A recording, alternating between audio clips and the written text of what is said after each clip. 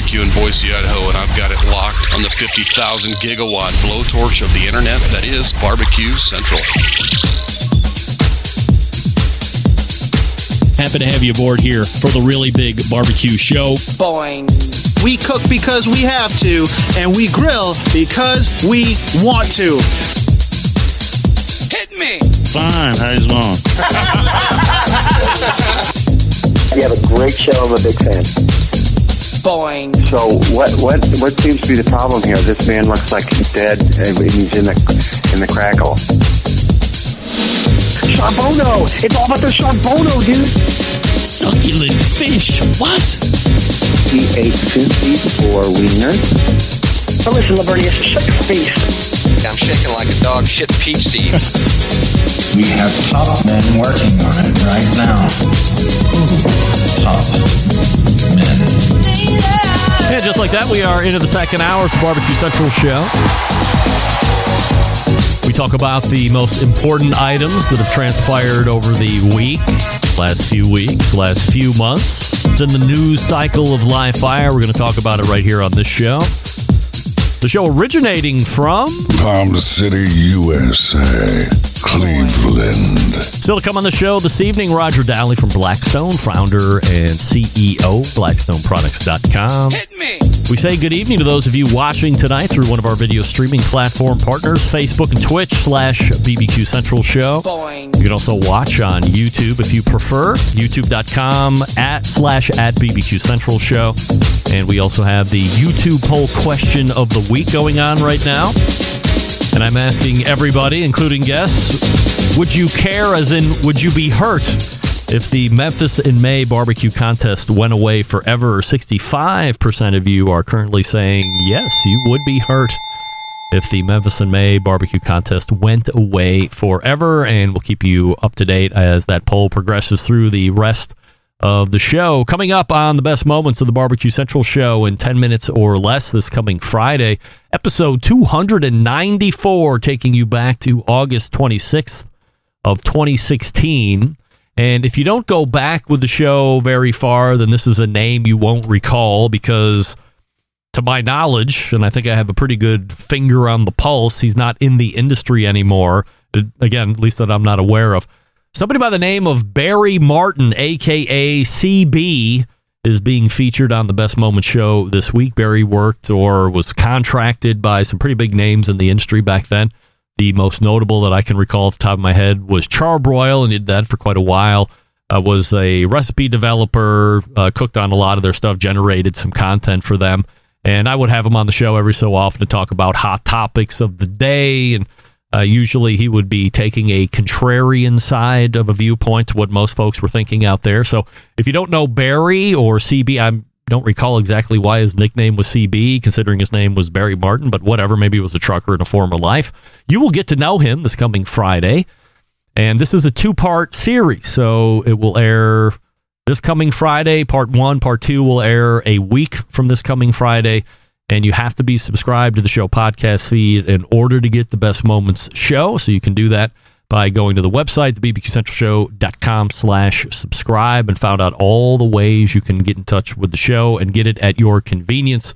And don't forget, if you want to hear a guest or segment again that has been lost in the archives, you can email John, Jon, at thebbqcentralshow.com, and he will let you know exactly what you can do or what he can do for you as it relates to a best of show that you would like to see, as I'm pulling up the Famous Dave's website here, because believe it or not, there was another Famous Dave's All-Star Barbecue Series contest that rolled into Colorado Springs this past weekend, and taking the grand championship, Chris Webb from Proud Souls Barbecue. Reserving, Tyler Mayhew from Meat Machine Barbecue. There were a total of 7 teams, which, unless I'm completely mistaken, is like the largest showing for that particular event. A lot of them have had 4 or 5 teams. If I'm not mistaken, there was a 16 cap, like not 16, but 6 teams cap on this thing as they were rolling out the first version of the Famous Dave's All-Star Barbecue Challenge. So congratulations to the winners there. The next Famous Dave's All-Star Barbecue Series is happening this coming Saturday, August 12th in San Jose, California. So if you would like to see more upcoming events or you would like to track the results of all the past events, just go to famousdaves.com/BBQ Central. /All-Star BBQ Series. That's famousdaves.com/All-Star BBQ Series. Email from Sean in Washington. And in the subject line, something I would hate to see every day of the week, potted meat. Get that free stuff out of here. And he writes, Greg, as a child, I remember eating Vienna sausage as a snack and liking them. So I went out in search of potted meat and finally came across some at the $1.25 store. Armed with some saltine crackers, I delved into the can. It is a pink pate-like substance. The smell is sort of strange, but not terrible. Good is a generous word, but it's not bad. I didn't spit it out. I also did not consume the whole can. It is interesting for sure, very salty. Tastes just like the Vienna sausages I used to eat, but in pate form. I'm not going to be seeking this product out necessarily, but recommend giving it a try. Never know. You might like it. Regards, Sean. Sean, appreciate you writing in. Look,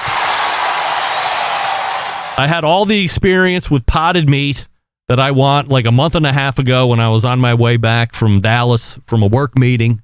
And that guy in the middle seat sitting right next to me, 30 minutes from Cleveland, decided he was hungry enough to rip open his can of potted meat and go to town, affecting 7 rows in front and behind him. Everybody doing the stank-eyed turnaround. It did not smell great. It smelled terrible. And a $1.25 potted meat, like if I'm going hunting or camping and I'm worried about getting lost and I need sustenance to maintain life, maybe I'm looking at potted meat, but otherwise, I think I'm steering away from potted meat. I might just eat a cheese sandwich and call it a day.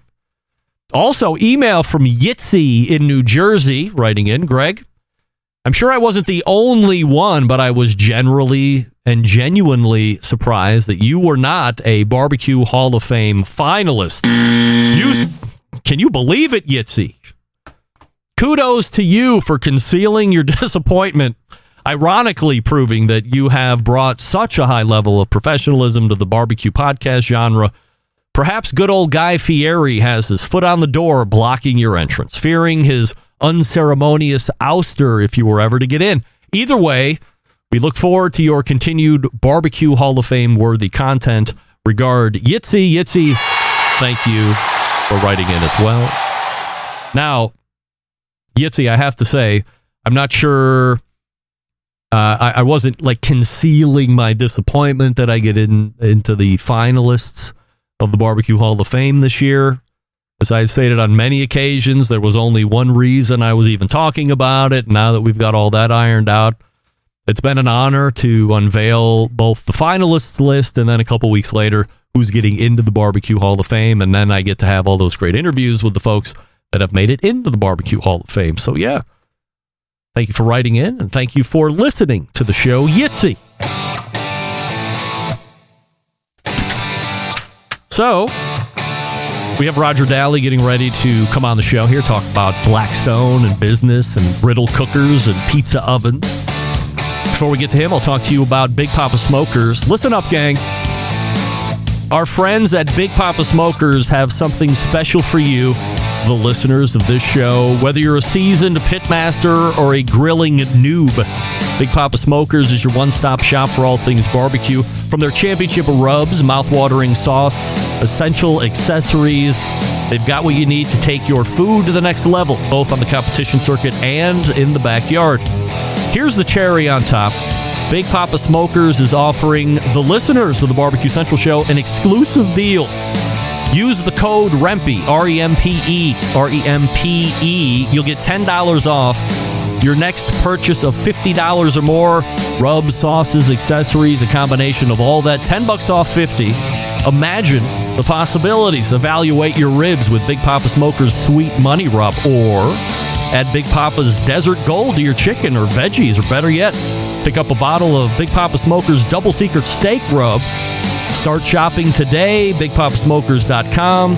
Don't forget to use the code REMPE, REMPE, at checkout to claim your $10 off your next order of $50 or more. If you've never had the Big Papa Smokers rubs, my favorite across all channels and all brands. They have a nice big starter box. Just get that. It's definitely more than $50. You can save $10 off of that. And then, of course, don't forget to check out their full line of recipes and follow along as Sterling himself is cooking.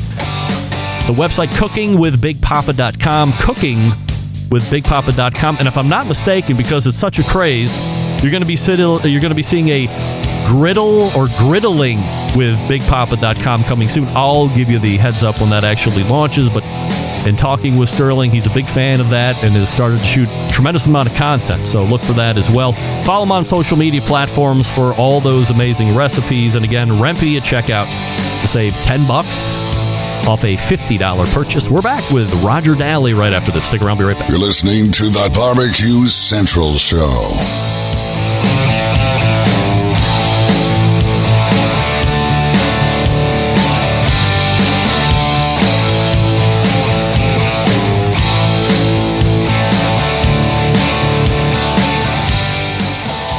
Howard Stern, Jim Rome, Dan Patrick, and Greg Rempe. The Mountain Rushmore of talk show entertainment. Now, let's get back to the Barbecue Central Show. And this portion of the show being brought to you by Pit Barrel Cooker, the most unbelievable outdoor cooking device on the planet. Currently available in 3 sizes, a host of accessories to complete that Pit Barrel cooking experience. Beginners and professionals agree it's a cooker you want to add to the arsenal. Visit pitbarrelcooker.com and tell them the Barbecue Central Show sent you. Leading off the second hour, the creator of a product that has taken over the live fire industry, the likes we haven't seen since perhaps the pellet cooker over the past few years. If you like cooking with cast iron pans, you want more surface area, and you want to do it outside versus heating up the inside of your home, then you want to check out the griddles. And you certainly want to check out the leader in this portion of the industry. We have the founder and CEO ready to rock and roll here. We welcome back Roger Dahle to the show. Roger, before we get into business talk and talking about griddles and pizza ovens, we have to get your take on the YouTube poll question of the week, which is, would you be sad? Would it hurt your feelings if the Memphis in May barbecue contest went away forever? Yes or no? Oh, of course. Yes. You want that to keep going. Yes. Well, it seems to be in dire straits. We'll learn more about that at the end of the show. However, earnings calls have been coming pretty hot and heavy over the past week or so, and a company that has a competing product, Traeger, said that their inventory glut has more or less resolved itself, and their griddle has been selling so well they can't keep up with demand. So of that, I speculate, is by design. However, if I go to the Blackstone website and I try to buy a 36-inch griddle, it does say it's currently out of stock. So is there a general materials, labor, supply chain problem, or is the demand just that great? Could be a little bit of both. In our case, we've had, I think, a really good control of inventory this year, much better than last year, the last 18 months. So we've had a lot of strong demand through the first 6 months of this year. Been really pleased about it. I was very concerned about July, August, September in particular. That's our third quarter and typically our slowest. But July was really strong, and August so far has started off strong as well. So we're still seeing on our product really strong sell-through at retail. If this is the time when it would start to trend down, is there anything that you can point to as to why it's so strong still? Yeah, inventory has been a challenge for everybody. You just mentioned Traeger, and they had too much inventory. Well, that affected us because retailers, not so much Traeger, but overstock inventory in general affected us because retailers couldn't replenish even products that were still selling strong. So we had some of that impact. We definitely had some customers who couldn't bring in enough Blackstone because they were overstocked on other brands, whether that was grills, TVs, whatever the case may be. It definitely has affected their open to buy throughout their whole chain. So we saw some of that, but I would say especially in the last month in particular, our customers have gotten in a really good inventory position, both with the percent they have in stock in the stores on the way. So I think third quarter is going to be really solid, and I think fourth quarter this year could be phenomenal. Do you see a lot of gift giving in the fourth quarter? Is holiday season a big thing or no? It's amazing to me how many people wrap up a 36-inch, 150-pound box and put it under the tree. So yeah, gift giving is really big. We actually continued our ad campaign on television into the fourth quarter last year, which is the first year that we've done that. And it was very successful, so we'll follow up with that and do some more advertising, traditional television, and also social media. When I met you in Louisville for the first time a handful of months ago, you had mentioned that you could see a point potentially where the griddle sector might command 35% of the market. I had Ken Johnson, buyer at Home Depot, for the Live Fire segment on a few weeks ago and asked him what he thought about that number. He didn't fully disagree. He didn't fully agree. How well do you think that statement ages, 6 months or so since we first met at that expo? I may have been a little light. It might be more like 40%. Oh, shit. Of course, I'm a little bit biased and very optimistic, but it's just, if you really look at the way people cook outside, if you want to cook fast and fun and be done in 30 minutes and feed your family, you're going to cook on a griddle. And now, pellets, smokers, you can't duplicate that in 30 minutes, obviously. You're not going to ever replace that. But it's more of an event and it's more of a time commitment that we just don't have until maybe the weekends. So as a result, smoking and pellet is just never going to replace all of the fast grill or traditional gas grill charcoal business, or that I believe is where griddles are going to come in and really take over. And it's not just that it's fast and fun; it's all about variety. You think about what you can cook on a griddle, and that's why we're winning right now. You go on social media, look at YouTube, look at TikTok, Instagram. People are posting every day all the different kind of food they're cooking. It's so fascinating to watch that happen. And it's all about variety and who can be the most creative and who can come up with the different recipe. And so griddles just lend themselves to cooking so much different styles of food that the popularity of griddle cooking is going to continue. That trend is not going away. Can you attribute the success of the longer cooks, the pellet cookers, the offsets and stuff, as purely pandemic related, where a lot of folks were now working from home, so they had all of this extra time to make an event 5 days a week or 6 days a week, 7 days a week if they wanted to, and now that there has been more or less a return back to the office and whatever the workflow used to look like prior to the pandemic, they don't have that associated free time that they had throughout the course of the day for almost 2 years. There definitely was an uptick in sales and interest in anything in the backyard during the pandemic. People were home. They looked at their backyards. They wanted to make an investment. They spent money on the patio because it's such a fun place to be with family and friends. So everybody benefited from that. And pellets were no different. I don't really think, though, that it was the pandemic that really fueled that fire, so to speak. It's just, barbecue is delicious food and people love it and want to cook it and we want to eat it. And so I think pellets just make it maybe a little bit easier for someone to flavor the food with smoke. I know I would personally really struggle if I tried to use charcoal because I'm not very good at it, or if I tried to use, any kind of slow cooking with charcoal or wood, I would not do well. But with the pellet grill, it kind of makes it a no-brainer. So I think there were a lot of people who came into that category who wanted to experience that food, but it was just too hard to cook for them. And so pellets made it a lot easier for them. I think that's what really fueled a lot of their growth. Roger Dahle joining me here on the show, the founder, CEO of Blackstone, blackstoneproducts.com, the website. Let's talk about retailers here for a second, getting into retailers. So if you're going to go into a major retailer like a Home Depot or a Lowe's or a Walmart, certainly it's not for everybody. It's not set up for every company. Why did you know that it would be the right thing for Blackstone, and how do you make that relationship to get started? Well, I've been in this business for about 30 years. So I've been selling consumer products to mass market retailers in the United States for a long, long time. Over the course of my career, I've developed a lot of relationships. And as I've gotten older, my assistant buyers who became merchandise managers, who became vice presidents, remained my friends. So for me, there's a lot of personal relationships out there with a lot of different major retailers. And they move from company to company, and they get promoted. They move from sporting goods to camping to outdoor cooking to, they move all over the place in the store as they go throughout their career.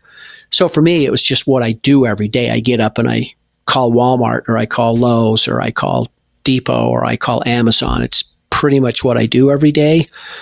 How did I know Blackstone was going to be successful there?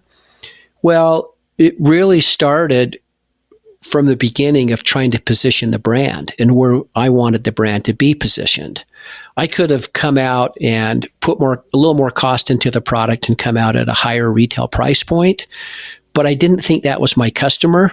I wanted to make it really affordable, and most important for me, I wanted to create an incredible value so that when the customer takes it home and they open the box, they put it together and they start cooking on it, they go, wow, I paid $500 for this. This is amazing. Or $300 or $700, whatever. I don't care what the price is. I just want my customers to be really super pleased with the product. And if you look at our industry, outdoor cooking, Home Depot, Lowe's, Walmart, Amazon control a huge percent of the retail market share. So if you're going to get in my business, you got to be with those four retailers, or one of them at least. And then, beyond that, you go to the independent hardware channels, Ace, True Value, Do It Best, Orgill, those kinds of retailers. And then there's different types of retailers. Dick's Sporting Goods is a good customer of ours. We love Dick's. They do really well because they bring in that camping customer, but they also do well with our big griddles, and because they have a customer who loves to shop there as well. So we're fortunate that we have a really wide variety of product mix, and so we can help our customers merchandise different price points and features and benefits that satisfy their demands as a retailer for margin, while satisfying what their customers expect to find in their stores. How quickly can that relationship be terminated by either side? Anytime they want. There's no contract that says, you're in. But typically, a retailer, regardless of what the item is, whether it's in the lawn and garden or sporting goods or clothing, typically retailers work on at least a 12-month cycle. They go through a selections process. They look at the products they're carrying. They evaluate which ones are performing and which ones are driving profitability and sales. They make changes, and during that selection process is when you could, quote unquote, get tossed out and replaced by a competitor, or you could gain some floor space and get more items in for the next year. But typically, most of my customers work on a 12-month cycle, and they go through a selections process. For the lawn and garden department of most major retailers, that starts late in this fall and goes through early spring, and they've made their selection for the next year. So we're already well past what we know our customers will buy for 2024, for example. So we already have those selections. We know what those products are. We have to have that kind of lead time because we may be making complete revisions, new items, changes, and you have to go through the product development cycle where you're doing all the engineering, all the testing, all the safety certification testings, getting it built overseas in your factories and shipped and supplied. Are you able to, or is the retailer coming back to you and saying, Roger, we like what you've done with this griddle, but we would like you to do X, Y, and Z to make it more our brand or more special to us? Or will you go to the retailer and say, hey, we're going to make these revisions, and do they get some kind of a veto on that if they like the way it's selling now? All the above. And so when you get into a relationship with your customers, regardless of how big they are, whether it's Walmart or whether it's Al's Sporting Goods, right? And that's a local chain here in Utah that has 5 stores. When you get in a relationship where you're working together to merchandise the line, that's when you have the most success. And it's got to be a collaboration. I need to listen to them. They need to listen to me. I know what's going on with their competitors, which I don't share with them. They know what's going on with my competitors, which they don't share with me. But working together and working out as long as we can, you just have a lot more success. And we do that with all of our customers. We have a lot of them. We're to the point now where they'll actually come out to our offices in Utah and spend 2 or 3 days with us to work on, we're working on 25, 26 right now with a lot of our customers. There have been some business moves since the expo, most notably Pit Boss, Danson selling their pellet grills to W.C. Bradley.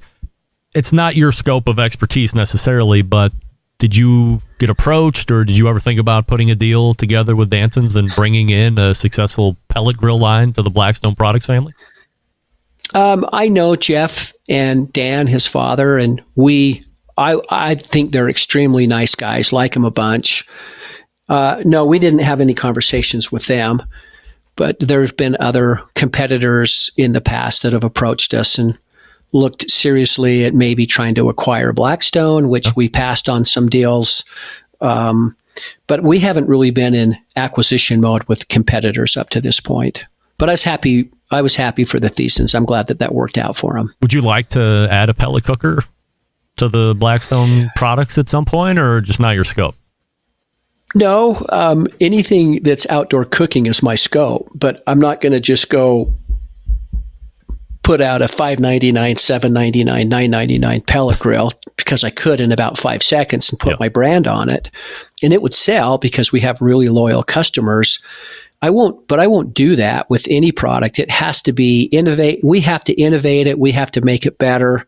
There has to be a reason why we did it. And if we have that reason, then you'll see a pellet grill with the Blackstone brand on it. But it will be innovative and different from anything that's out there. And don't hold your breath on that one because it will happen sooner than later.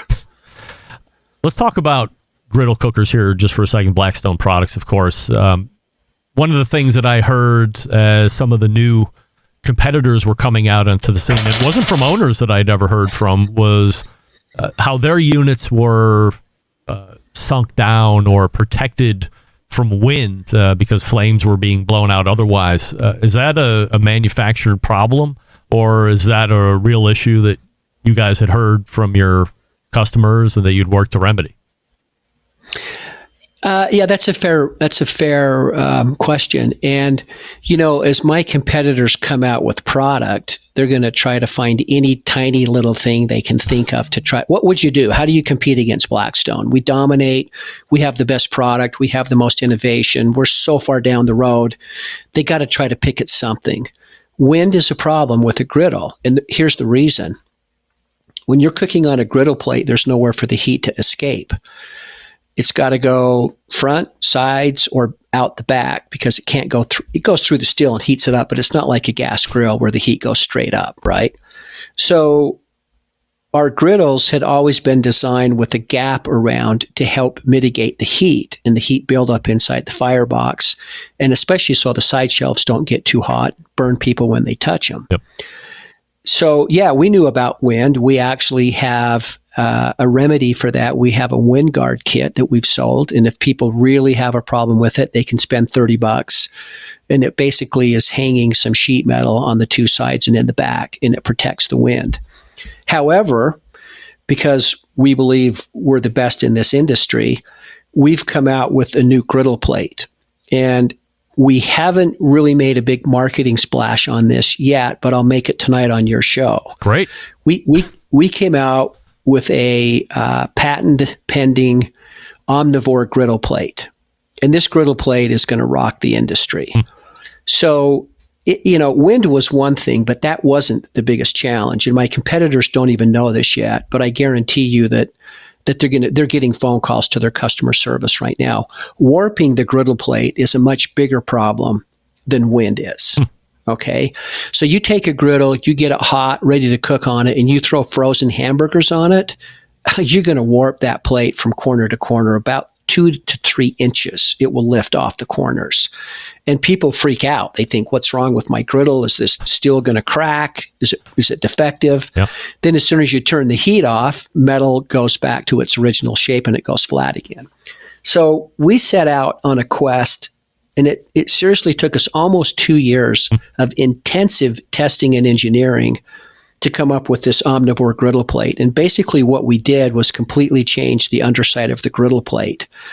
And we in the past, we always had 3 bars of angle iron that were welded in place from left to right, side to side, and spaced evenly front to back.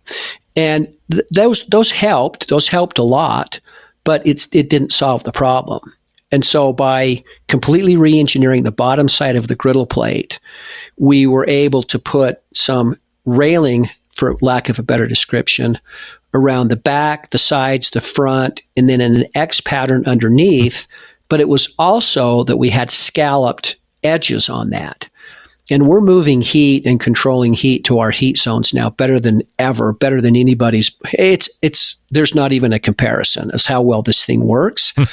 And we can take that griddle, heat it up to 700 degrees, and take huge swim towels that are soaked in ice cubes and ice water and throw those on top of the griddle plate, and it will not warp. It's amazing what it does. The other thing that is so amazing about it is it became extremely efficient in moving the heat on the griddle plate, getting all out to the corners, front to back, side to side. And it became so efficient that with our regular BTU output, it was getting the griddle plate too hot. So we had to, quote unquote, turn it down. Well, let me tell you what turning it down did. It was a green initiative of ours. Now you don't have to have as many BTUs as to get the griddle plate to the same temperatures. You're saving about, in some cases, up to 20 to 25% of your fuel on a cook. What does that mean? That means instead of running out of gas when you're right in the middle of cooking some food, you won't, because you'll still have plenty of propane in the tank because you don't use as much with our new omnivore plate. Now, in addition to that, the omnivore plate basically has built-in wind guards as well on the sides, which that was the problem in the past, the wind coming in from the sides. So that was resolved, but not in a direct effort to solve for wind. That was really to solve for warping. When does the reason I haven't... Yeah, you're just going to ask when that's coming out. Yep. That has been released, but I'm making a rolling change on it. And so we do still have inventory in stock in some retail locations that has the original plate on it. And if I make a huge deal about omnivore plate, I don't want customers opening the box to see if it's got the new griddle plate on it to get that versus the old one and causing inventory issues. So that's working its way through, but we're pretty much in full release on that right now. It seems you're going to know better than me, but when you have 3 burners, 2 burners, 4 burners, whatever the case may be on a griddle, no manufacturer specifically, there's a lot to do about the zone. So it's, low here, and so I can sear here, but I can keep my tortillas warm over here.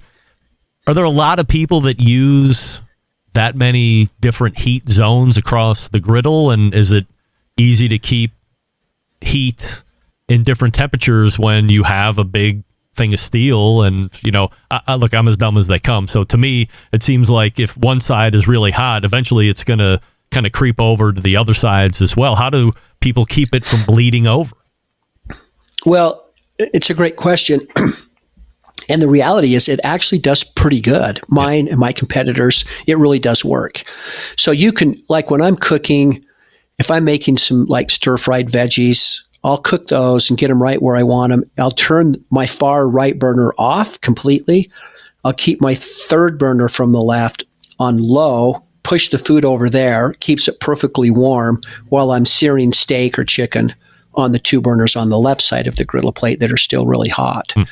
So, of course, you turn on one side of the burners and eventually the whole plate absolutely gets hot, but it's a big variation in temperature. If you've got one burner off and one burner on, you'll have a big variation from right to left. It works great. It really does.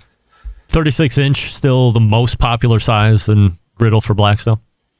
It is. Yep. That's the original size.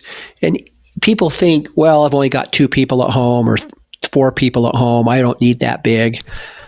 Yeah, but you end up using all that real estate. It's really interesting. Like I say, when I'm cooking, the thing I love about it is I can cook the whole meal on the griddle and keep it warm off to the side. If I had a smaller griddle plate, it would be hard to do that. I'd probably have to move it off the griddle plate into some, pans or dishes or something.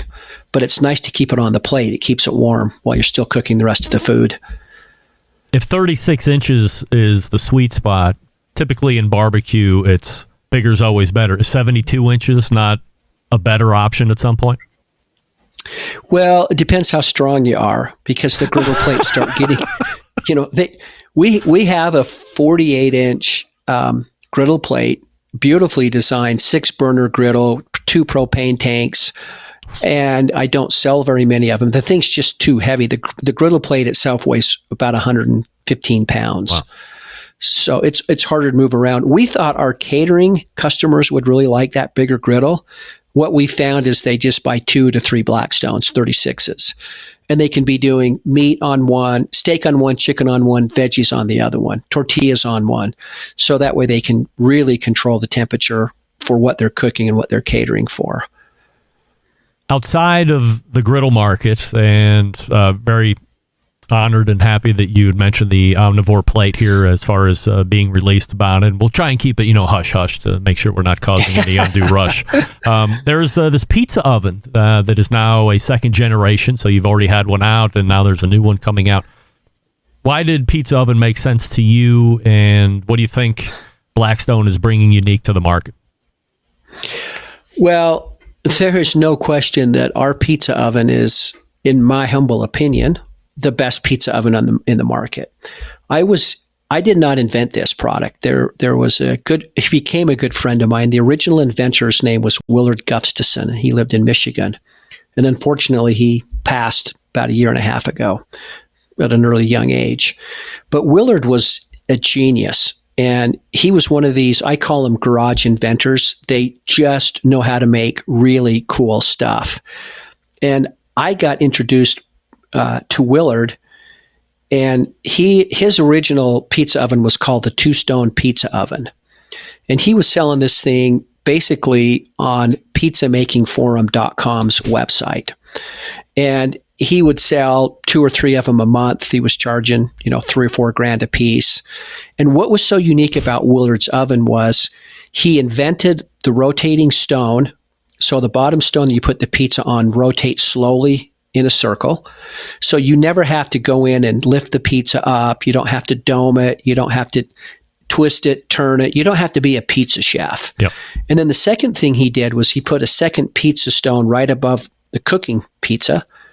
And so that creates radiant heat because it gets hot. And he put the burner out on the side instead of directly underneath the rotating stone. It's off to the side. And then a very unique, call it a Darth Vader dome that goes over that first pizza stone. It's on an angle, and the heat comes up around the side, hits the top pizza stone, radiates the heat back down.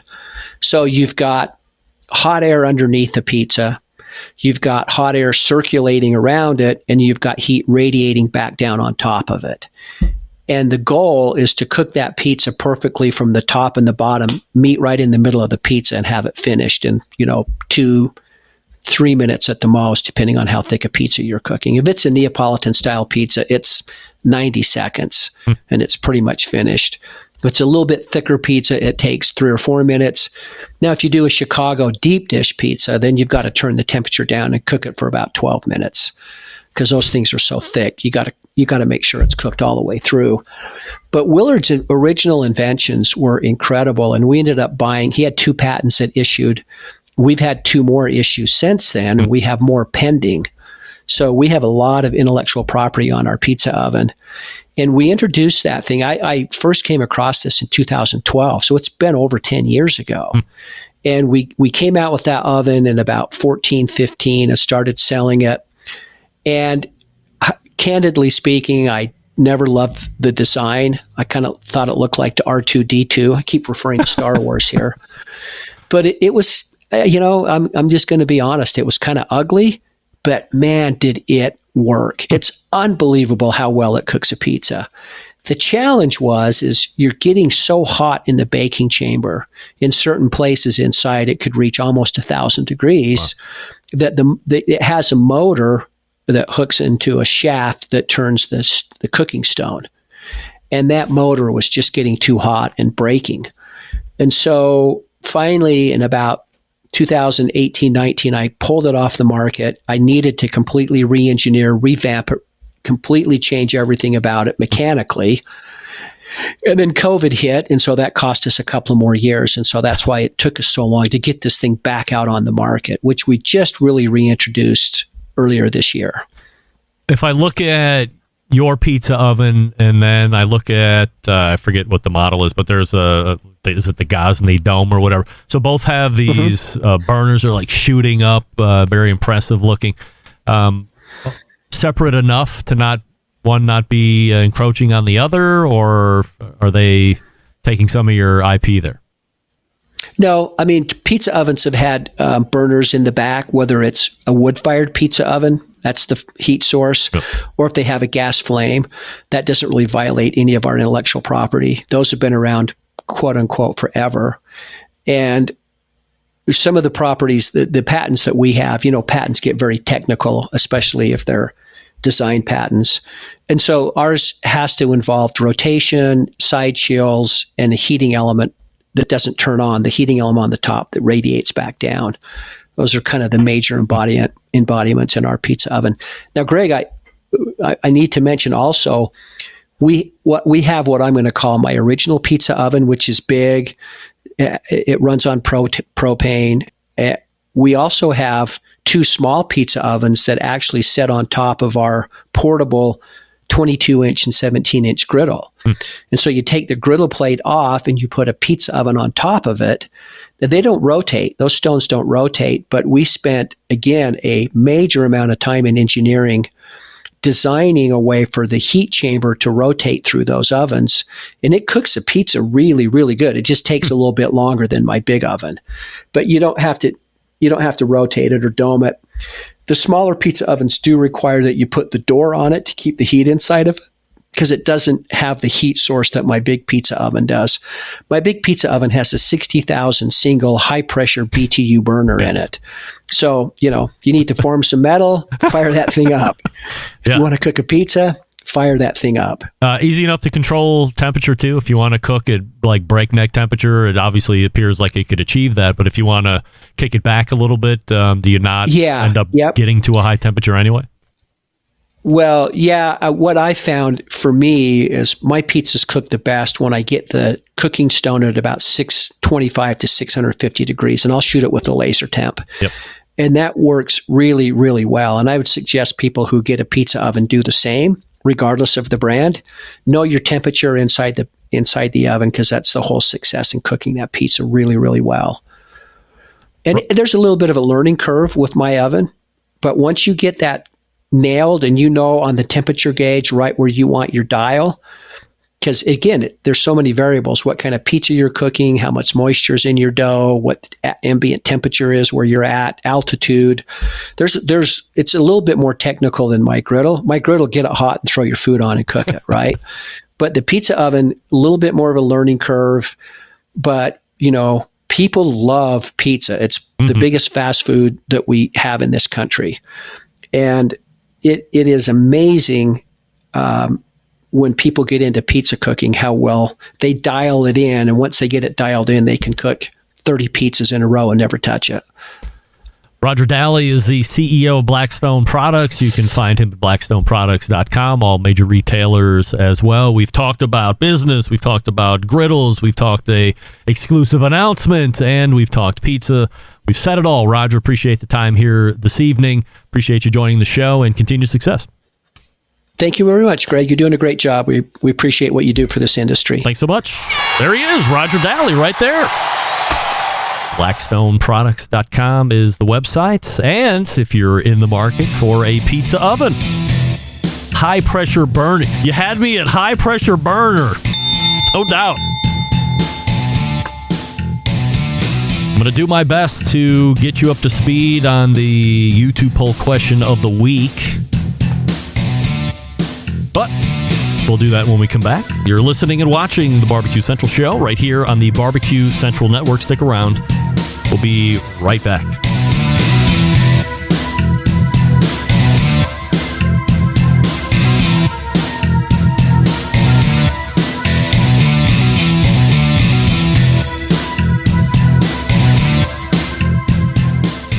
Let's get back to a guy who has more experience giving you his opinion than he actually has cooking.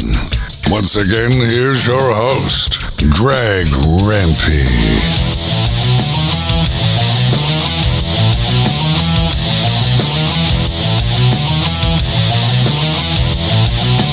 And we thank Roger Dahle for joining us last segment, an extended segment at that, which we certainly appreciate. Again, the website is BlackstoneProducts.com. Little update on the griddle plate. The omnivore griddle plate announced right here on this show. A Barbecue Central Show exclusive news update. That's right. So, very excited that we got one of those, but didn't even expect that. So, if you are getting a new Blackstone, a little hard to tell, where the inventory is at this point, but I assume if you're in the market for a new Blackstone, maybe you wait a little bit, that one is going to be on your particular griddle. I'm in the market myself right now, so hey, why not?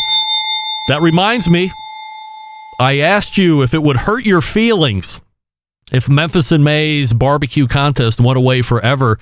And as we sit towards the end of the show, 67% of you are saying yes, it would hurt your feelings if the Memphis in May barbecue contest went away forever. By the way, before I forget, I have a 3-pack of rubs giveaway for you. These are sent in by, what's their name?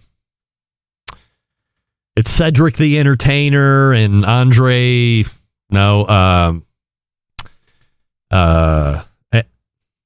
Anderson is his last name, the actor. Why am I drawing a blank? Anthony Anderson, that's what it is. So we have a lemon stepper, which I assume is some kind of a lemon pepper rub. We also have Midnight Smoke, which has some black pepper in it. And we also have the MVP, which is an all-purpose barbecue rub. So if you would like not one, but all 3 of these, they have a new television show that's going to be coming out, I think in 4 days, through A&E Television. It's Cedric the Entertainer and Anthony Anderson. So they're launching a new barbecue brand, and they're touring the country to hit up backyards and talk about barbecuing and all that stuff. Send me an email, and in the subject line, put A&E TV. And if you're the first one in, I will then recontact you back, ask for your shipping information, and then I will send you these rubs from AC Barbecue, which I believe is Anthony C. Cedric AC. You get it. So there you go. Again, if you would like those rubs, send me an email, greg@thebbqcentralshow.com, and in the subject line, A&E TV. So, gang, Memphis in May is in trouble with a capital T, and that rhymes with B, and that stands for barbecue. Uh-oh. So I posted on my Facebook page over the weekend that there was a damage invoice for the 2023 Memphis in May Barbecue Festival and Blues Festival. There's a music festival that happens the week before the Memphis in May Barbecue Festival. So this damage amount encompasses both festivals. That's the Memphis in May Festival. It's both the music and barbecue festival. The gross total coming in at $1.4 million and an effective net billed out amount of $675,000 $675,366 after all of the security and damage deposits were taken out of it. So if we dig into this a little bit more, I can give you some background in case you didn't follow me on social media or, whatever. But there was an article that was dated back on August the 3rd, so about 5 days ago from now. The councilman, Ford Canal, said we expected damages, and that's why we set aside $500,000, but that was supposed to be for the next 2 fiscal years. Most of the damage has been in the past 50-some-odd $1,000. Councilman Martavius Jones said, so to go from 50-some thousand to $1 million should be a shock to all my colleagues and all the other stakeholders. To put it in perspective, the city responsible for the first $350,000 of damage, Memphis and May, was to put up a $250,000 deposit, and anything over that goes back to the responsibility of Memphis and May. And if I pull up a copy of the invoice here, and I'll go ahead and kick it over on. So this is the letter that was sent from the Memphis River Parks Partnership to Memphis and May. It said, attached is Montgomery Martin contractor's quote along with our invoice for damage repair to Tom Lee Park. The invoice was prepared in accordance with Tom Lee Park Rental Agreement, Section 3B.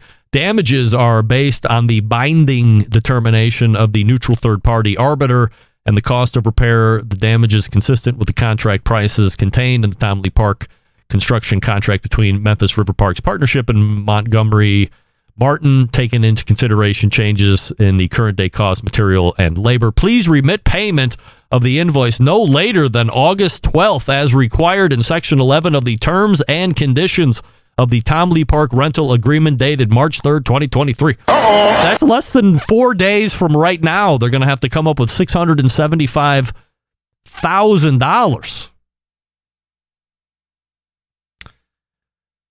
Now, if we look at the invoice, you can see here at the top, maybe you can't, I'll blow it up a little bit.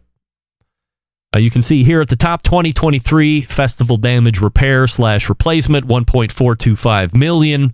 Then you have a deposit City of Memphis invoice for $350. You have a deposit credit Memphis and May escrow at $250, which was half of that $500 that they were talking about for 2 years. And then you have a deposit credit for the City of Memphis at $150,000. So that's where your $750 comes from. And that leaves you with the net effective build at $675,366, which is being rebilled back to Memphis and May.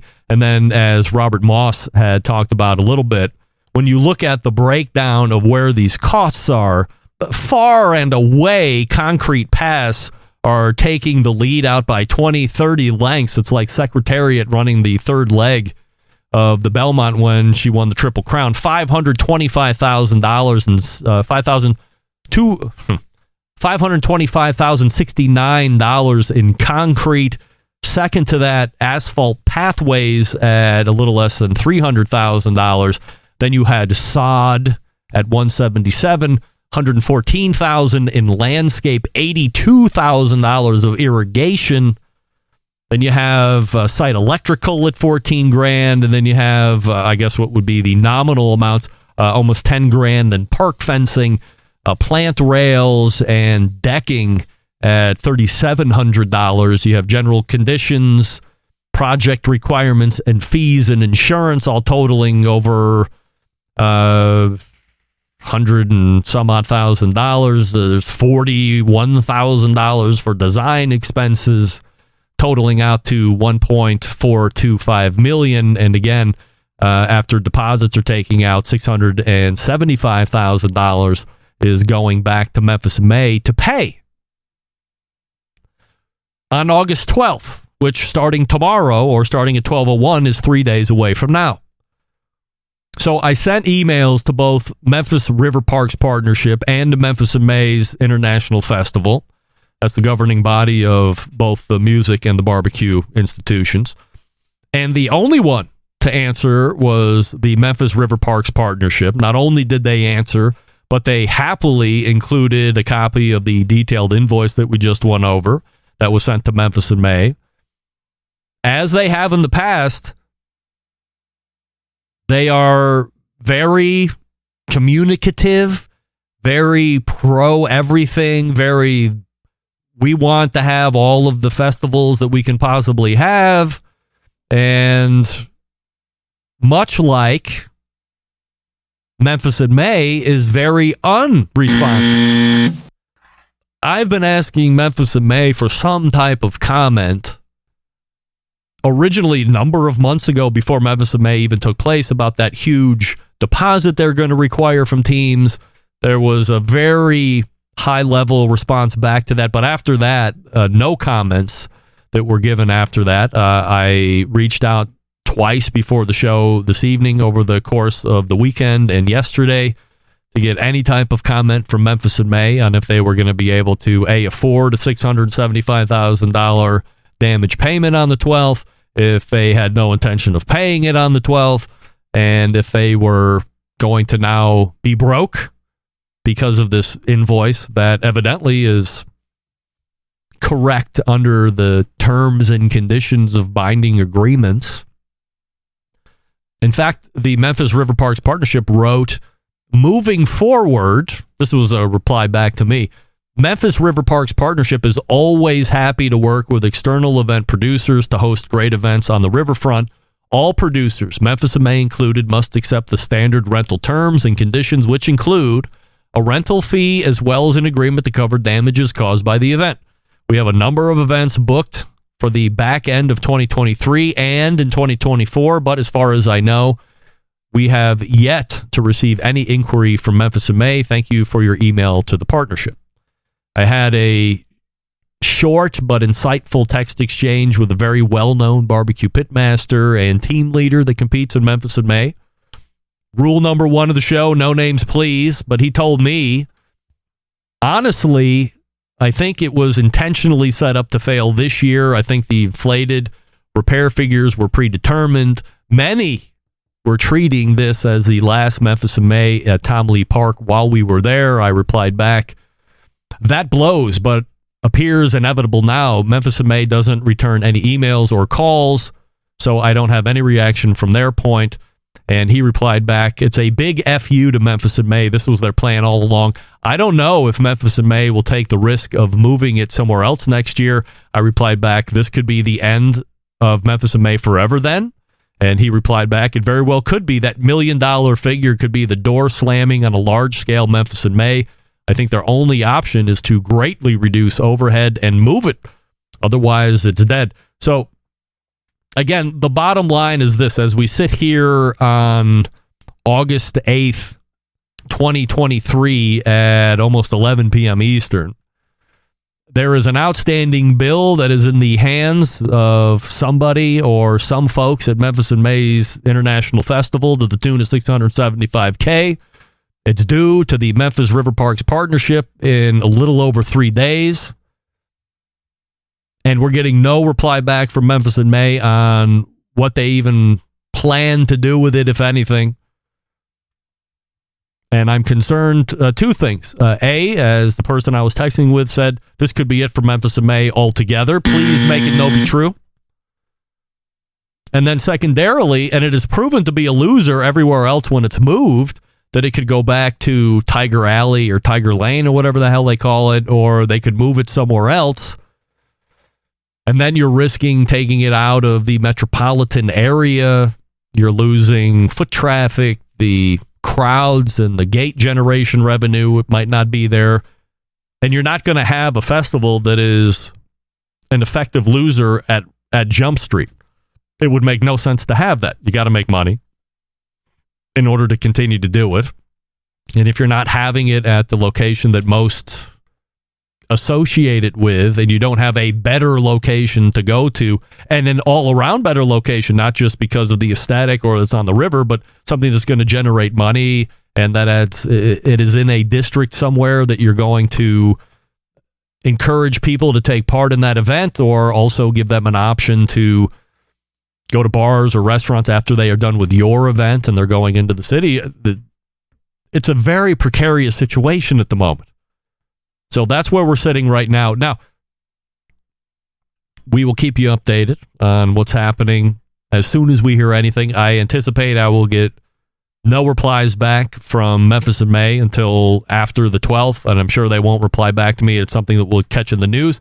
So follow me socially, and we'll make sure that we keep you all up to date on what's going on with this Memphis in May thing. If you didn't know about it, hopefully you are up to speed on where we're at. It seems like the renovations to the park have been done, and they don't really have any interest. Did I take the show thing out altogether? Wait.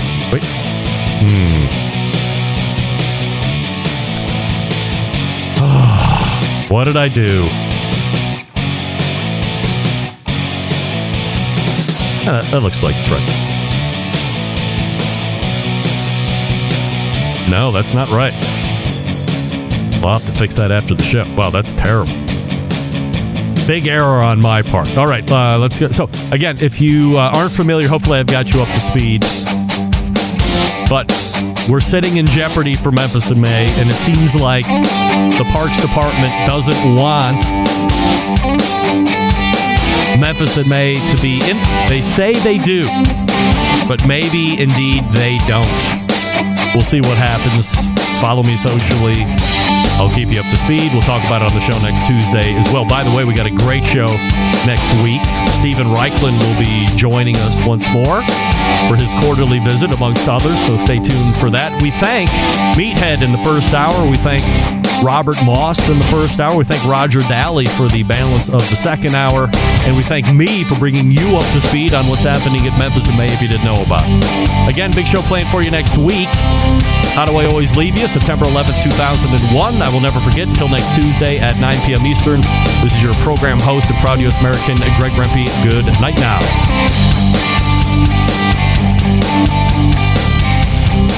This is Chris Payne from Euclid, Ohio, and you are listening to Barbecue Central.